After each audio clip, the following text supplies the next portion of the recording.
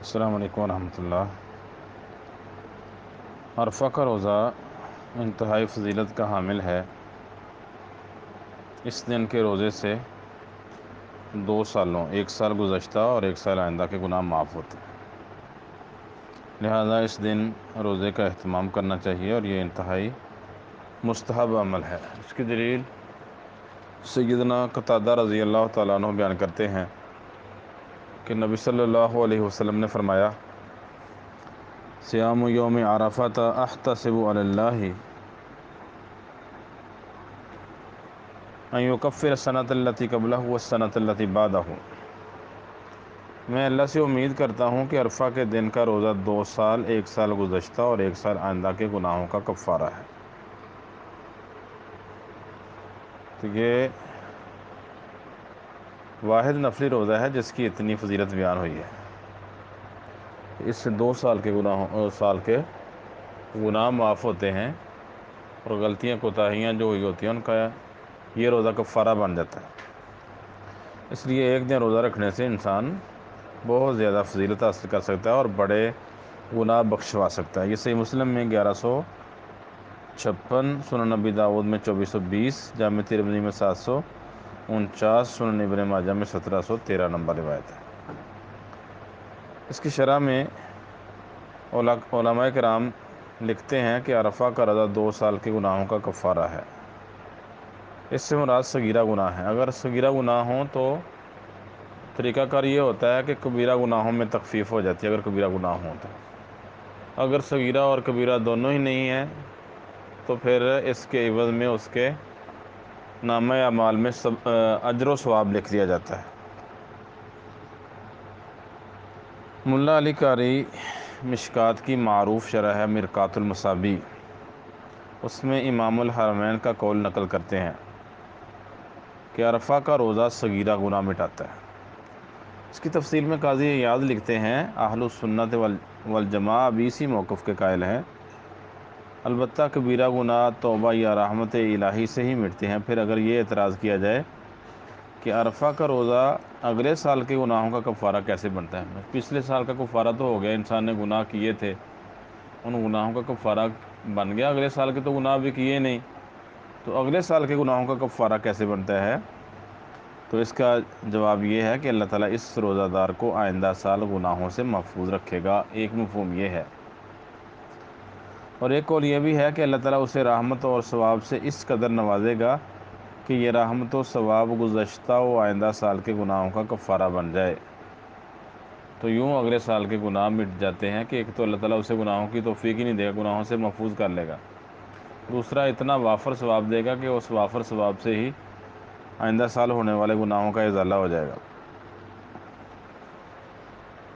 تو اب اگلا مسئلہ ہے یوم عرفہ سے مراد کیا ہے؟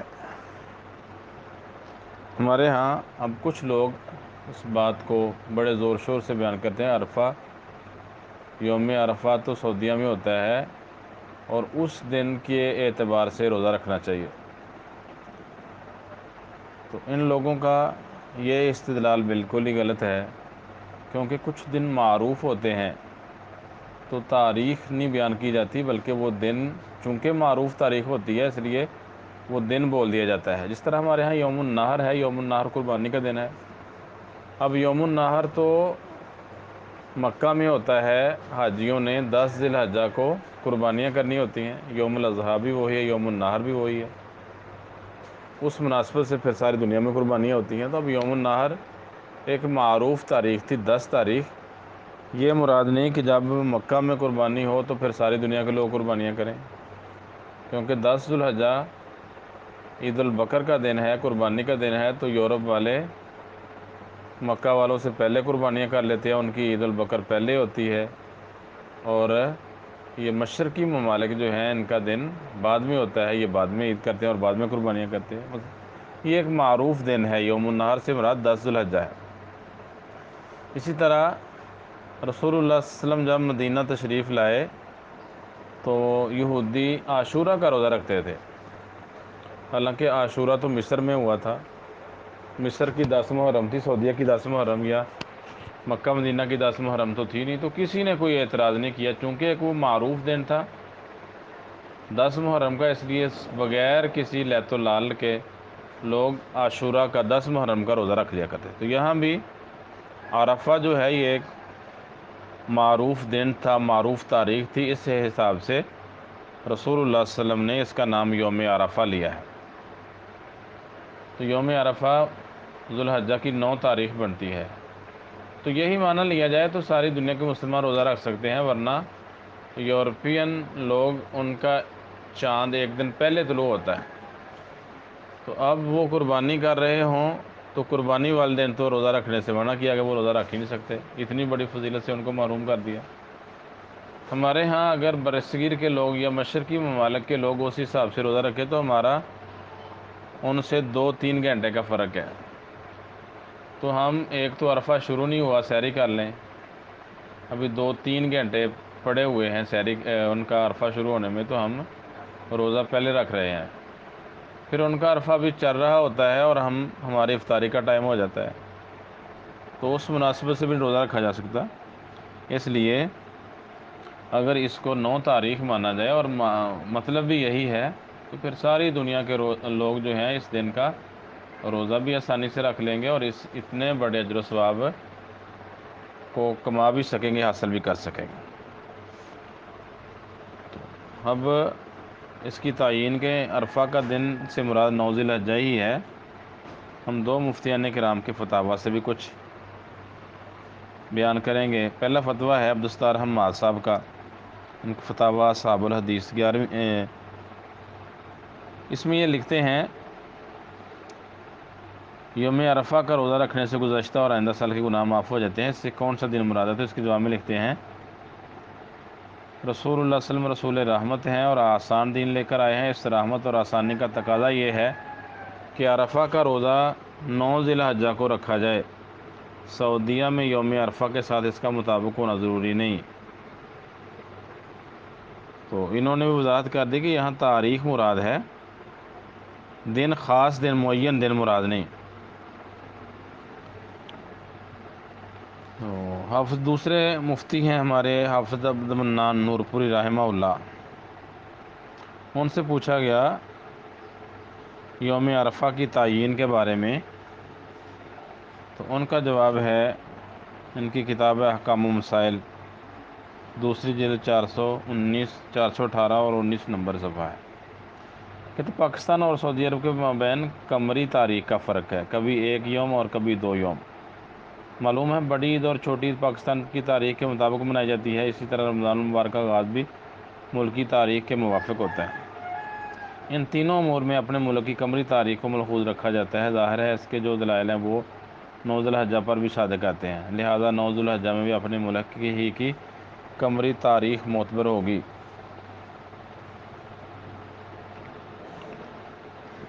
پھر آخر میں لکھتے ہیں ایک حدیث بیان کی صحیح مسلم کی معروف عبداللہ بن عباس سے کہ قریب سیدہ ام فضل نے، قریب ان کا غلام تھا، شام میں معاویہ کے پاس بھیجا. تو کہتے ہیں شام میں ہی تھا کہ رمضان کا چاند نظر آ گیا، جمعہ کی رات تھی. پھر رمضان کے آخر میں مدینہ واپس آیا تو سیدنا عبداللہ بن عباس نے چاند کے بارے میں ان سے پوچھا کہ تم نے وہاں چاند کب دیکھا تھا؟ میں نے جواب دیا تھا ہم نے تو جمعہ کی رات کو دیکھا تھا. پھر سیدنا نے پوچھا کیا تم نے بھی دیکھا تھا؟ میں نے کہا ہاں میں نے بھی دیکھا تھا، بہت سے آدمی نے بھی دیکھا تھا اور سب لوگوں نے معاویہ رضی اللہ تعالیٰ عنہ کے ساتھ ہفتے کے دن روزہ رکھا تھا. عبداللہ بن عباس کہتے ہیں ہم نے تو چاند ہفتے کی رات دیکھا ہے، تو ان کا روزہ اتوار کو بنا. ہم اسی حساب سے روزہ رکھتے رہیں گے یہاں تک کہ 30 دن پورے کر لیں. قریب نے کہا کہ آپ سیدنا معاویہ رضی اللہ عنہ کی رویت اور ان کے روزے کو کافی نہیں سمجھتے؟ فرمایا نہیں، ہمیں رسول اللہ صلی اللہ علیہ وسلم نے اسی طرح کا حکم دیا کہ قمری تاریخ میں فرق آ جائے تو جن علاقوں میں جو دن بنتا ہے وہ دن معتبر ہوتا ہے. کوئی ایک معین تاریخ یا معین علاقے کا چاند پوری دنیا میں وہ کفایت نہیں کرتا. کہتے ہیں اس حدیث سے پتہ چلتا ہے کہ ہر علاقائی طور پر چاند کا نظر آنا اور دیکھنا معتبر ہوگا، اور روزہ، عیدین، یوم عاشورہ، یوم عرفہ اور دوسرے تمام شرعی احکام میں ہر علاقہ کی اپنی رویت ہی معتبر ہوگی. تو ان درجہ ذیل 2 مفتیان کرام کے فتاویٰ سے ثابت ہوا کہ ہمیں اپنے چاند کے اعتبار سے جو 9ویں تاریخ بنے گی 9 تاریخ ذو الحجہ کی، ہم اس اعتبار سے روزہ رکھیں گے۔ اب جو عرفہ میں لوگ ہیں وہ روزہ رکھیں گے یا نہیں، یہ ایک مسئلہ ہے۔ تو جو لوگ میدان عرفات میں حج میں شریک ہیں ان کے لیے عرفہ کا روزہ ناپسندیدہ ہے، وہ روزہ نہیں رکھیں گے، وہ حج کے اعمال ادا کریں۔ اور باقی جو حج میں شامل نہیں یا حج سے باہر لوگ ہیں وہ عرفہ کا روزہ رکھ لیں۔ اس کے بارے میں سیدہ ام الفضل بنت حارث رضی اللہ تعالیٰ عنہ بیان کرتی ہیں، شک الناس یوم عرفۃ فی صوم النبی صلی اللہ علیہ وسلم فبعثت الی النبی صلی اللہ علیہ وسلم بشراب فشربہ۔ عرفہ کے دن لوگوں نے نبی صلی اللہ علیہ وسلم کے روزے میں شک کیا کہ پتہ نہیں آپ نے روزہ رکھا ہے یا نہیں، تو کہتی ہے میں نے شک دور کرنے کے لیے نبی صلی اللہ علیہ وسلم کی طرف مشروب بھیجا تو آپ نے اسے نوش فرما لیا۔ یہ حدیث صحیح بخاری میں 1658، صحیح مسلم میں 1123 نمبر روایت ہے۔